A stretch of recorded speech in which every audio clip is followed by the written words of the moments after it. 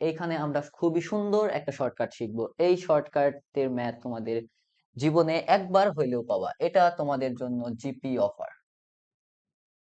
GP offer কি ভাইরা? GP offer হচ্ছে তোমরা এখানে এই ম্যাথটা জীবনে একবার হইলেও পাবা। সো চলো, এটা আসছে ফার্স্টে 18-19 সেশনে। সো চলো next। তাহলে তোমরা কিন্তু ইজিলি এই টাইপের সলিউশন করতে পারবা। তো শিখে নেওয়া যাক।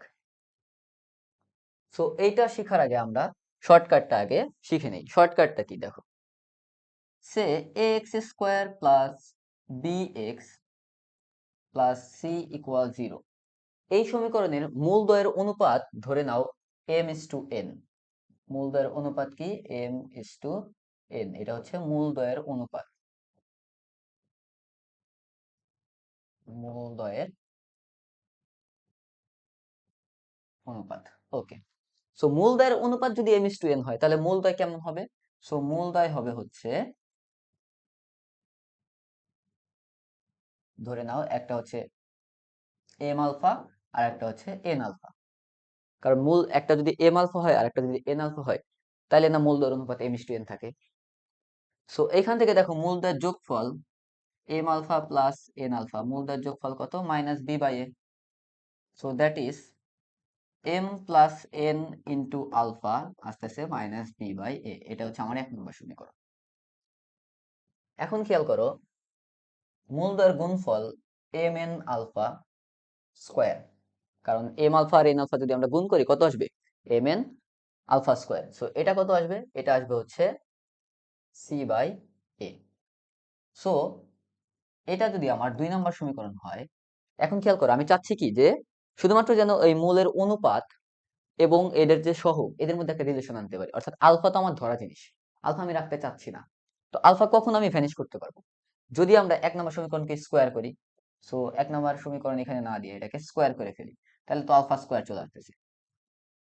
তাহলে m plus n whole square alpha square equal to B square by A square. So এটাকে আমরা 1 নম্বর সমীকরণ বলি।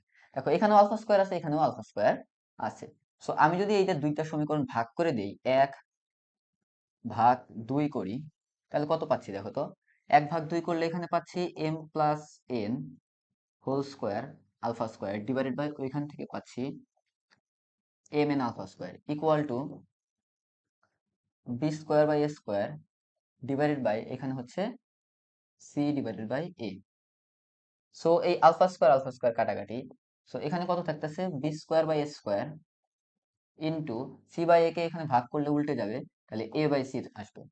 সো এখন এখান থেকে একটা এ আর এখান থেকে একটা এ কাটাকাটি। সো থাকতেছে কত? B square divided by A square. So B square by A স্কোয়ারের ভ্যালু আমরা কত পাচ্ছি? M plus N whole square divided by M N. So ভাইরা এটাই হচ্ছে আমাদের শর্টকাট। সো আমাদের যদি এরকম হয় যে x square plus b x plus c একটা আদর্শ দ্বিঘাত সমীকরণ, এই সমীকরণ মূলদ্বয়ের অনুপাত যদি m:n হয়, তাহলে আমাদের b square by a c এই ভ্যালুটা আসবে হচ্ছে m plus n whole square by mn। মনে রাখা খুবই ইজি। এ সি এখানে গুণ আছে তাই mn ও এখানে গুণ থাকবে। এখানে সামথিং স্কোয়ার ছিল, এখানেও সামথিং স্কোয়ার থাকবে। ওকে। সো এই ফর্মুলাটা তোমরা মাস্ট মাস্ট মনে রাখবা। এই ফর্মুলা দিয়ে একটা ম্যাথ তোমরা জীবনে একবার হলেও পাবা। সো এখন একটু ব্যাক করা যাক। এখানে দেখো কি বলছে, কোন শর্তে এই সমীকরণের মূলদ্বয়ের অনুপাত এবং এই সমীকরণের মূলদ্বয়ের অনুপাত সমান হবে। এখন খেয়াল করো, এই সমীকরণের মূলদ্বয়ের অনুপাত যদি m:n হয়, তাহলে এই সমীকরণের মূলদ্বয়ের অনুপাত কত হবে? m:n হবে। কারণ বলছে এখানে মূলদ্বয়ের অনুপাত সমান। তার মানে কি দেখো, এইখানে বি স্কোয়ার বাই এসি যে ভ্যালু আসবে, এখানে b square by AC same value আসবে। এখান থেকে খেয়াল করো, বি স্কোয়ার, বি হচ্ছে এখানে পি, তো পি স্কোয়ার ডিভাইডেড বাই এ হচ্ছে 1, এ হচ্ছে এখানে 1, সি এর ভ্যালু কত? 1, তো এ সি। তো পি স্কোয়ার বাই এসি আসবে কত? M plus n. আচ্ছা এটা আর না লিখি এম, কারণ এটাও আসবে m plus N whole square by M n, এটার ক্ষেত্রে m plus N whole square divide by M n আসবে। সো আমরা এইখান থেকে আমরা কি পাই? এই ইকুয়েশন থেকে কি পাই? এই ইকুয়েশন থেকে পাচ্ছি হচ্ছে বি স্কোয়ার বাই এসি এর ভ্যালু হচ্ছে কিউ স্কোয়ার ডিভাইডেড বাই এর ভ্যালু হচ্ছে 1, সি এর ভ্যালু হচ্ছে 4। ভালো করে বুঝে ট্রাই করো। এখানে মূলদ্বয়ের অনুপাত আর এখানে মূলদ্বয়ের অনুপাত সমান, তার মানে কি যে এখানে বি স্কোয়ার বাই এসি এর যে ভ্যালু, এখানেও বি স্কোয়ার বাই এসি এর সেম ভ্যালু। সো আমি এখান থেকে বি স্কোয়ার বাই এসি নিছি, এবং দ্বিতীয় ইকুয়েশন থেকেও বি স্কোয়ার বাই এসি নিয়েছি। সো এখন খেয়াল করো কি আসে, আসতেছে 4p² equal to q square. So q square value এটা আছে, তো আমি যদি রুট করে দিই তাহলে কত আসে, কিউ এর value +-2p। So this is the correct answer. আশা করি তোমরা ইজিলি বুঝতে পারছো এটা।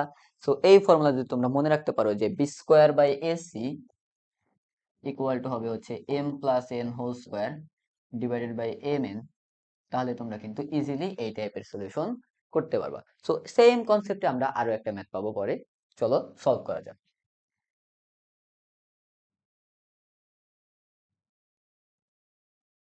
এখানে খেয়াল করো, এই সমীকরণের ক্ষেত্রে এটা ইকুয়াল টু এটা হলে তার মূলের ধরন কোনটা হবে। সো মূলের ধরন অনেক রকম দেওয়া আছে, দুইটাই কি অবাস্তব, দুইটা সমান কিনা, দুইটা সমান কিনা ওইটা চেক করতে বলছে। সমান হলে তো নিশ্চয়ই জিরো হয়, তাই না? আবার কি বলছে, একটা আরেকটার এত গুণ, এত গুণ মানে কি অনুপাত দেওয়া আছে, আর আরেকটা অপশন এত গুণ মানে অনুপাত আছে। সো আবার এখানে দেখো বি স্কোয়ার এসি এসবও আছে। সো এখান থেকে একটু যদি আমরা চেক করি যে বি স্কোয়ার বাই এসি এর ভ্যালু কত আসে, 9ac ইকুয়াল যদি 2b² হয়, তো b² বাই এসি, তো এসি কে যদি ওই পাশে ভাগ করে নিয়ে যাও, এসি কে যদি ডান পাশে ভাগ করো আর 2 কে যদি বাম পাশে নিয়ে আসো, তাহলে 9/2 থাকে। সো এখন দেখো আমাদের ফর্মুলা অনুযায়ী কি ছিল, ফর্মুলা ছিল যে b² বাই এসি এর ভ্যালু হচ্ছে m plus n whole square divided by mn হবে। সো এখন আমার চেক করতে হবে যে কোন অপশনের সাথে এটা মিলবে। মাই গড, এখানে খেয়াল করো কি বলছে, একটা আর একটা দ্বিগুণ। সো একটা আর একটা দ্বিগুণ মানে কি, যে m ডিভাইডেড বাই n এর ভ্যালু হচ্ছে 2/1। দ্যাট মিন্স m এর ভ্যালু আমরা 2 বলতে পারি, 2x বা সামথিং বলতে পারো। সো 2ই ধরলাম আমরা। সো m এর ভ্যালু 2 আর n এর ভ্যালু কত, 1। তো m এর ভ্যালু 2 আর n এর ভ্যালু যদি 1 বসো, তাহলে দেখি তো কত আসে, 2 + 1 whole square divided by 2 × 1। So that is 2 + 1, that means 3, 3 এর স্কোয়ার হচ্ছে 9 ডিভাইডেড বাই 2 × 1 হচ্ছে 2। So 9/2। So m + n whole square by mn এটাও আসছে কত, 9/2। এখানে b² বাই s এটাও দেওয়া ছিল কত, 9/2। দ্যাট মিন্স mn এর অনুপাত হবে হচ্ছে 2:1। So this is the correct answer. So এইভাবে ইজিলি তোমরা ম্যাথটা সলভ করতে পারো। এটা আসছে ফার্স্টে 18-19 সেশনে। সো চলো নেক্সট।